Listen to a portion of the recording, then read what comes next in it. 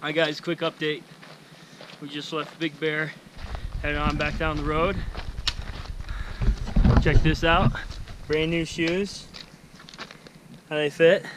Good, great. My feet feel great. My knee feels good. My backpack is really heavy. We got way too much food. Last time we talked to you, we were dehydrated and nearly died from dehydration. That was right outside of Idyllwild. Tried to find shoes for her, couldn't find shoes for her. So we ordered a pair through REI. That order got mixed up. It was supposed to be 2 days shipped. It was 4 to 5 days shipped. We didn't have enough time to stay in Idyllwild and wait for it.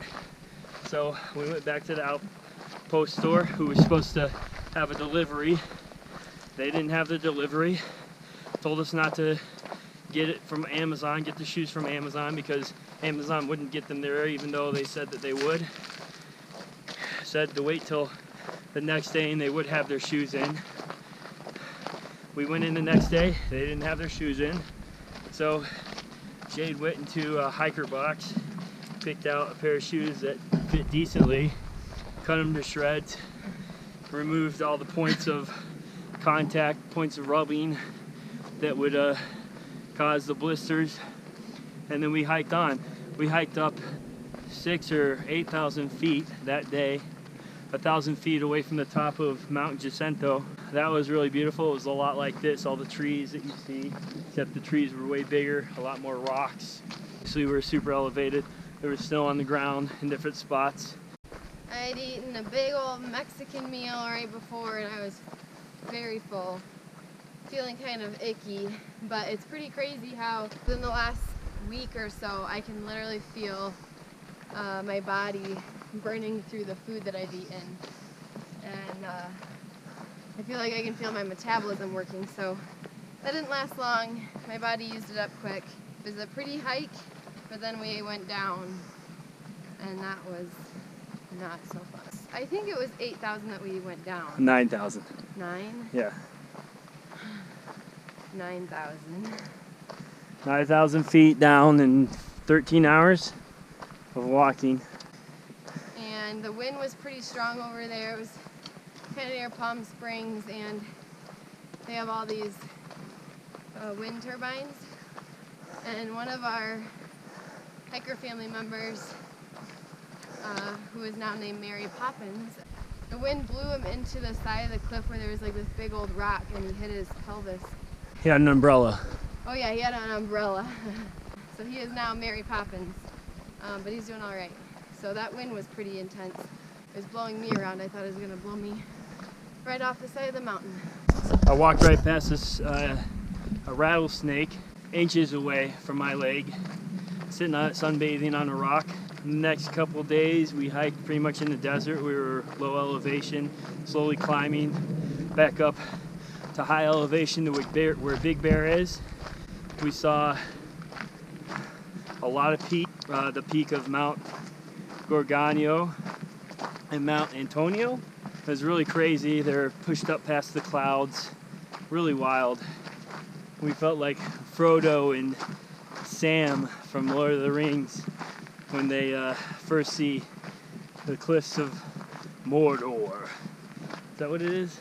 Yeah, yeah, not like that. Yeah. Also, I realized I carried, for the first time, 6 liters of water. Which one liter of water is equivalent to 1 kilogram of mass. So that's 2.2 pounds. So 6 liters is 13 pounds. So I carried that up Mount Jacinto and back down, and I basically had it on my back the whole time because we were paranoid about not having enough water. So after our last experience that we last left you with. Yeah. So I was carrying that water, and I realized that it was pretty much the same thing as carrying a Horcrux. So yeah. So it was pretty unpleasant and made me kind of a grumpy gill. We've been living all the movies out here. Harry Potter. some Lord of the Rings, and deliverance, a lot of deliverance. We also saw somebody getting airlifted out of the mountains in the desert. We were like 10 feet away from them.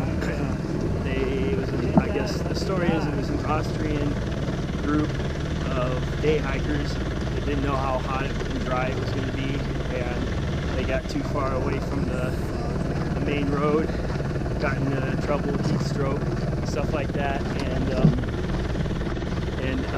the guy had to get airlifted out. The plan now is we've heard that there are 300 people outside of Kennedy Meadows, which is right outside of the Sierras. They're sitting outside of the Sierras because the Sierras aren't passable right now. A couple people have died, and the Sierras trying to get through them. Just very dangerous up there. So we're not in a really big hurry. You really can die out here. Dehydration is one thing in the desert. We just heard a story in Big Bear that a 70-year-old died in the valley going from the Mount Jacinto up to Big Bear, which was like a 5-mile stretch right in the sun, no real wind, really, really hot. So I get excited to be sleeping back outside again whenever we get back on the trail. What kind of things were you nervous about to start this trip with, babe? Sleeping on the trail. And now what kind of things are you nervous about? Not being able to finish because of injury or conditions on the Sierras or snow in the Cascades. What kind of things do you miss back home? The stinkies. Yeah. Still missing the stinkies, still missing people. Just trying to live in the moment. That's a hard thing for me to do. I'm very goal-driven and tomorrow-driven. And so when you're on a trail, all you can do is focus on the moment. Otherwise, you're going to drive yourself crazy with trying to get to the next checkpoint, trying to get to the next town. And there's not a lot of joy in that. So walking makes you live in the current moment that you're in.